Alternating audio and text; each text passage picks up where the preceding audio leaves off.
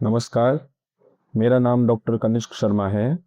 मैं एक orthopaedic surgeon हूँ और मेरे पिताजी डॉक्टर जेपी शर्मा के साथ हमारे हॉस्पिटल जेपी ऑर्थोपेडिक हॉस्पिटल में कार्यरत हूँ। यह जो आप मेरे हाथ में देख रहे हैं, यह भागवत गीता है।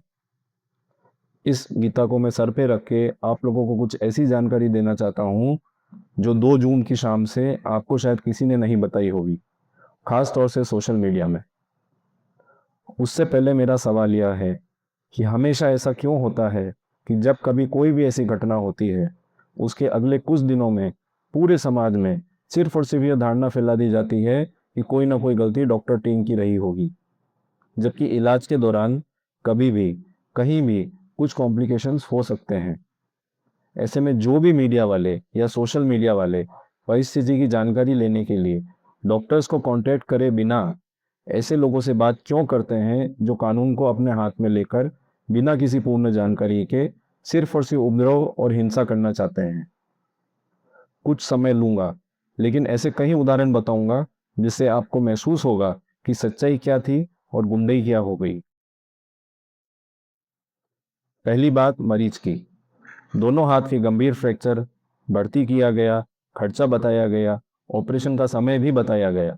परिजन बोलते हैं कि 1,10,000 जमा कराए। साक्ष्य के साथ दिखा सकता हूँ उसका सिर्फ तकरीबन 50% जमा कराया। क्यों? क्योंकि हमारा प्राइवेट हॉस्पिटल है, हमें कहीं से फंडिंग नहीं मिलती है, हर दिन कमा कर पेट भरते हैं, बिल्स भरते हैं।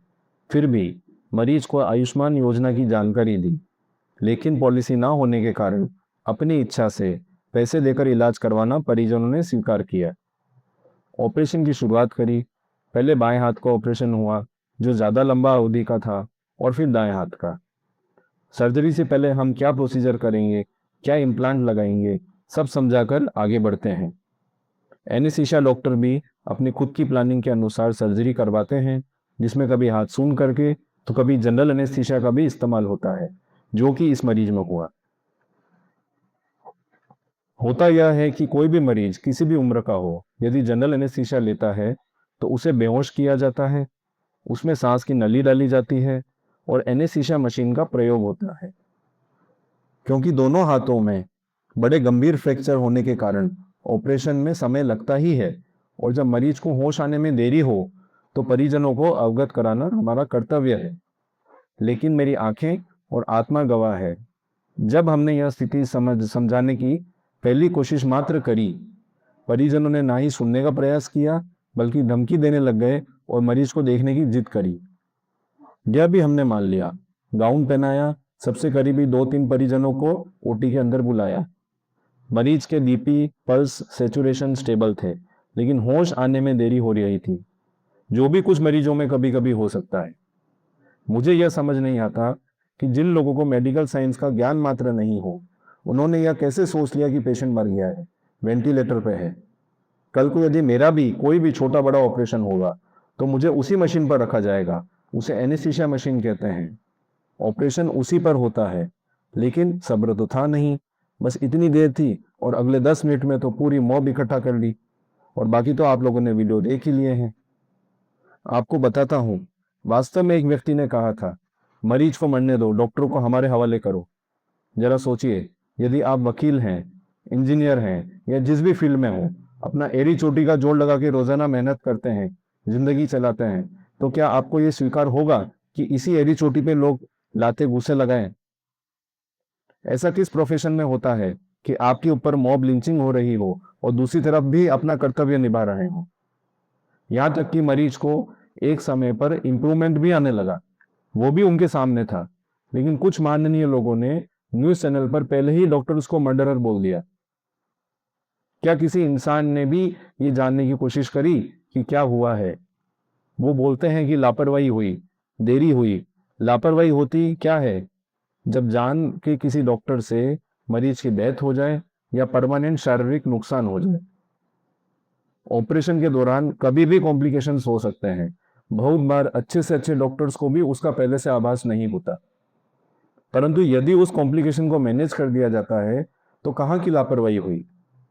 और यदि देरी होती तो शायद आज वो मरीज इतनी बेहतर स्थिति में नहीं होता। खैर, हमने हमारी मेहनत से वॉयलेंस, गाली गलौज खाते हुए भी पेशेंट को स्टेबल किया।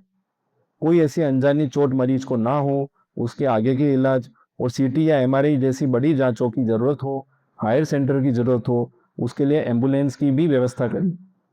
इसलिए नहीं कि हमें मरीज से पीछा छुड़ाना था, इसलिए क्योंकि ऐसे लोग जिनको पहला वाक्य शांति सब्र से बोलने पर भी ऐसी लिंचिंग हो सकती है, तो कल को यदि मरीज को वास्तव में कोई अन्य जांच या दूसरी स्पेशलिटी की जरूरत पड़ती है, तब हम क्या करेंगे?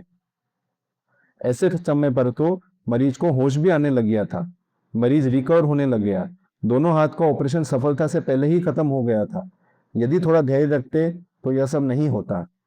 और तो और मरीज अगले दिन दोनों हाथों को हिलाने लग गया, वो भी बिना प्लास्टर के। पहली बार सुना, मर्डर होने के बाद इंसान बातें भी करता है। लेकिन मुझे कोई सफाई इस वीडियो में नहीं देनी है। मैं चाहे कितना भी बोल लूं, कल को तब भी ऐसे लोग होंगे जो लापरवाही, लूट, ऐसे अन्य शब्दों का इस्तेमाल डॉक्टर्स के लिए करेंगे, हमारी छवि खराब करेंगे। परंतु कल उस मरीज को क्या बोले जो हमें दिखाने से पहले हमारी योग्यता पर शक करे, और क्योंकि किसी असामाजिक तत्व ने हमें मर्डरर या लुटेरा बोल दिया है।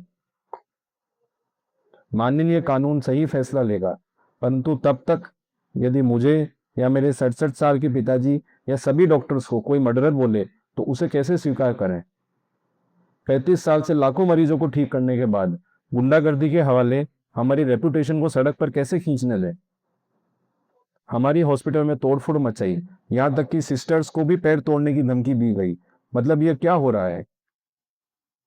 अगर मैं टोटल भी कर दूं तो 2 डॉक्टर्स जिनका एक्सपीरियंस 60 साल से भी अधिक का होगा, उन्हें रोड पर घसीटा, मारा। मैंने तो आज तक किसी चोर, उचक्के, रेपिस्ट या अपराधी के साथ ऐसा होते नहीं देखा है। शायद डॉक्टर पेशा उनसे भी ज्यादा गिरा हुआ होगा, क्या पता। अंत में मैं सिर्फ 3 बातें बोलूंगा। पहली, यदि डॉक्टर आनंद गुप्ता सर, डॉक्टर दीपक शाह सर और आईएमए के अन्य मेंबर्स नहीं होते तो मुझे, मेरे पिताजी और अन्य डॉक्टर्स को मार दिया जा चुका होता। दूसरी, आपसे मेरे दिल की विनती है, ऐसी कोई भी घटना में तुरंत आने वाली खबरों पर विश्वास ना करें। गुंडों की सुनते हो तो उनकी सेहत की रक्षा करने वाले डॉक्टर्स की भी सुनो। तीसरी और आखिरी, हमारा किसी भी जाति, प्रांत या ग्रुप से पर्सनल बैर नहीं है। यह सिर्फ एक डॉक्टर और मरीज की बात है। भगवान उस मरीज को, उनके रिश्तेदारों को खूब स्वस्थ रखे और खूब खुश रखे। धन्यवाद।